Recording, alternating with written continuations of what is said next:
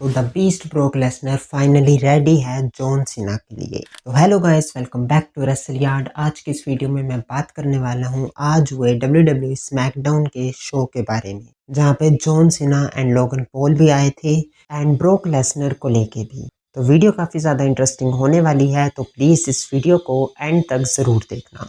And आज ये SmackDown का शो था आयरलैंड में, इसलिए इस शो को किक ऑफ किया था women's intercontinental champion Becky Lynch ने, क्योंकि बेकी लिंच का होम टाउन है आयरलैंड। एंड बेकी लिंच यहाँ आके पहले तो WWE यूनिवर्स से इंटरेक्ट करती हैं कि कैसे ये एक हिस्टोरिकल मोमेंट है और ये पहला टेलीवाइज शो है आयरलैंड का।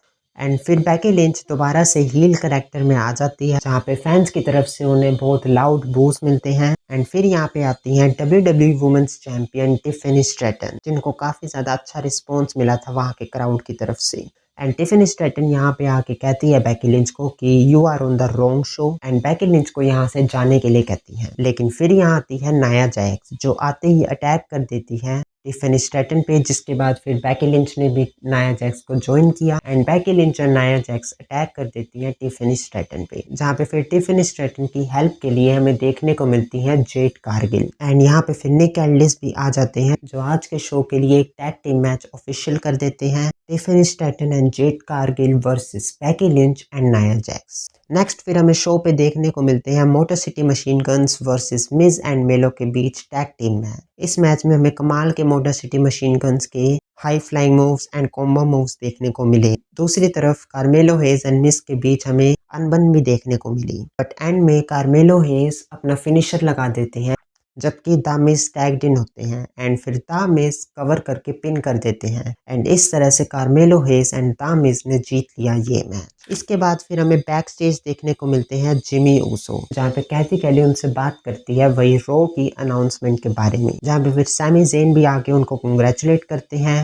लेकिन तभी यहाँ पे आते हैं सोलो सिकोआ और उनकी द माई फैमिली ट्री, जहाँ पे सोलो सिकोआ जिमी ऊसो के कमिंग बेबी का नाम सजेस्ट करते हैं, जहाँ पे सैमी ज़ेन कहते हैं सोलो सिकोआ को कि नाम सजेस्ट करने की बजाय अपनी चैंपियनशिप का ध्यान रख, क्योंकि सैमी ज़ेन यहाँ पे कहते हैं कि वो पुराने अंडरडॉग सैमी ज़ेन नहीं है, बल्कि वो WrestleMania main eventer Sammy Zayn है।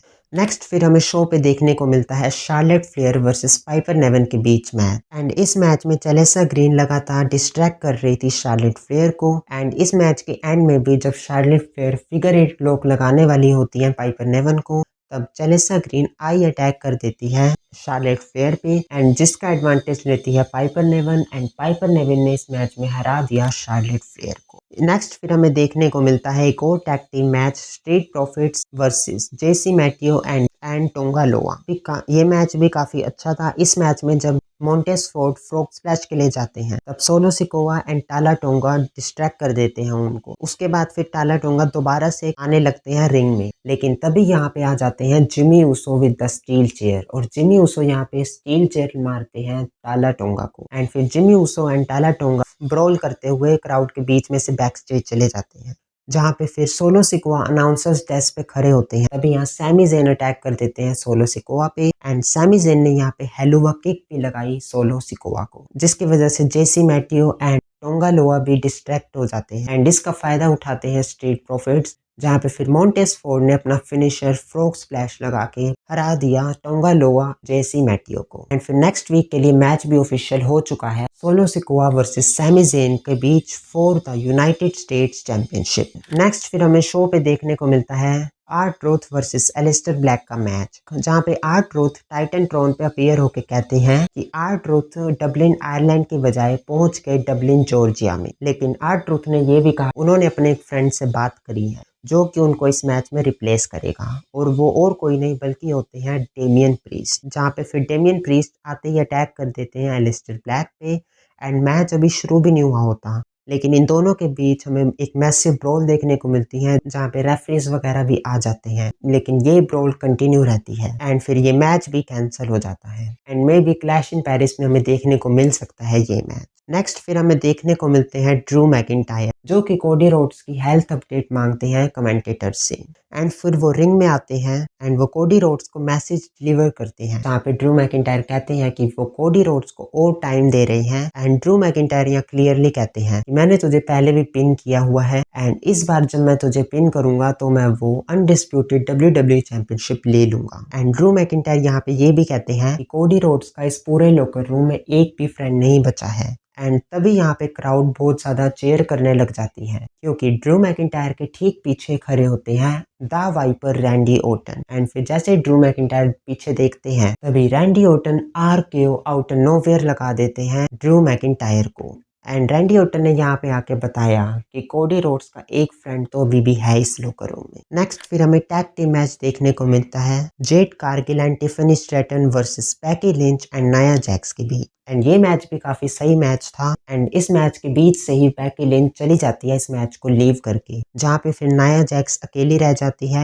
एंड जब नाया जैक्स अपने फिनिशर के लिए जा रही थी तब जेड कारगिल उन्हें पावर बॉम्ब लगाती है एंड देन टिफनी स्ट्रैटन लगाती है अप्रेटियस moonsault and then Jade Cargill लगाती है एक फ्रॉग स्प्लैश एंड पिन कर देती है। एंड इस तरह से Jade Cargill and Tiffany Stratton ने इस मैच में हरा दिया Becky Lynch and Nia Jax को। एंड अब हम बात करते हैं हमारे इस वीडियो के मेन इवेंट की। हालांकि शो का मेन इवेंट तो कोई और ही था, लेकिन इस वीडियो का मेन इवेंट डेफिनेटली होने वाला है जॉन सीना एंड लोगन पॉल का सेगमेंट। तो the last real champion John Cena यहाँ पे आते हैं, जहाँ पे क्राउड उन्हें काफ़ी ज़्यादा चेयर कर रही थी। एंड इससे पहले जॉन सीना कुछ बोलते उससे पहले ही लोगन पॉल यहाँ पे आ जाते हैं, जहाँ पे फिर क्राउड चैंट करती है FU लोगन। एंड यहाँ पे लोगन पॉल जॉन सीना को कॉल करते हैं प्रोफेशनल प्रिटेंडर एंड एक एक्टर जो कि रेसल करना जानता है। एंड फिर लोगन पॉल कहते हैं कि लोग उन्हें आउटसाइडर कहते हैं, जबकि वो ये 4 साल से कर रही हैं। एंड लोगन पॉल यहाँ पे जॉन सीना को इम्पोस्टर तक कह देते हैं कि जॉन सीना वही 5 सेम मूव्स कर रहा है पिछले 23 सालों से। एंड लोगन पॉल कहते हैं जॉन सीना को this is my home now, जिस पे फिर जॉन सीना रिप्लाई भी करते हैं। जॉन सीना कहते हैं कि लोगन पॉल एक ट्रेमेंडस एथलीट, एक फ्यूचर वर्ल्ड चैंपियन, एक फ्यूचर रेसलमेनिया मेन इवेंटर, ऐसा वो बिलीव करते थे। बट लोगन पॉल ने जॉन सीना को अपसेट किया है इन सब चीज़ों को लेके। जॉन सीना यह कहते हैं कि लोगन पॉल जो है वो आउटसाइडर नहीं है बल्कि एक डिसअपॉइंटमेंट है, जहाँ पे फिर जॉन सीना वह रिंग साइड पे चले जाते हैं जहाँ पे प्राइम का वो शोकेस होता है। एंड वो लोगन पॉल को कॉल आउट करते हैं इस चीज को लेके कि वो WWE को यूज कर रहा है as a branding opportunity. And वो कहते हैं कि हाँ, लोगन पॉल ने अपनी लाइफ ऑन द लाइन रखी है WWE के लिए पूरे 23 मैचों में। ये बहुत सारे मैचेस उसने रेसल किए हैं। एंड फिर जॉन सीना यहाँ पे कहते हैं उन्होंने अपना हार्ट, अपना सोल दिया है WWE को पूरे 23 सालों के लिए। एंड जॉन सीना सिर्फ कि वो क्या कर सकते हैं WWE के लिए। And on the other hand Logan Paul ये सोचता है कि वो क्या ले सकता है WWE से। एंड फिर जॉन सीना कहते हैं कि डज नॉट मैटर कि वो कितना फास्ट है, कितना हाई जंप कर सकता है, कितनी वायरल वीडियोस बना सकता है, क्योंकि लोगन पॉल है एक पैरासाइट जिसने पूरी तरह इस बिजनेस को सोख लिया है कि वो क्या क्या इस बिजनेस से ले सकता है।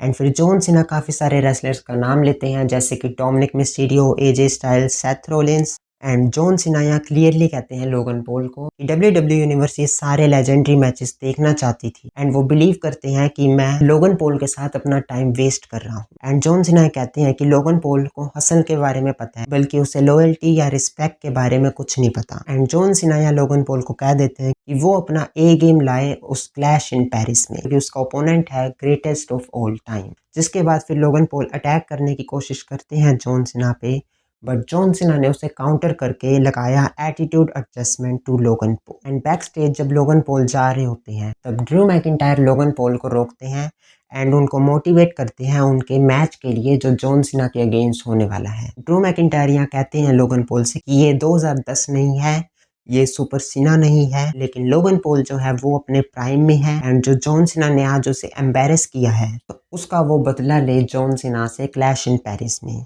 एंड ड्रू मैकिंटायर ने स्पेशली कहा कि do whatever it takes. And Drew McIntyre जिस तरह से बात कर रहे थे जॉन सीना के बारे में, ऐसा लग रहा है कि John Cena versus Drew McIntyre का मैच भी आने वाला है जल्द। एंड फिर शो के एंडिंग मोमेंट्स में जॉन सीना बैक स्टेज होते हैं, जहां निक एल्डिस जॉन सीना के पास आते हैं एंड जॉन सीना को बताते हैं कि ब्रोक लेसनर ने उनसे कुछ कहा है।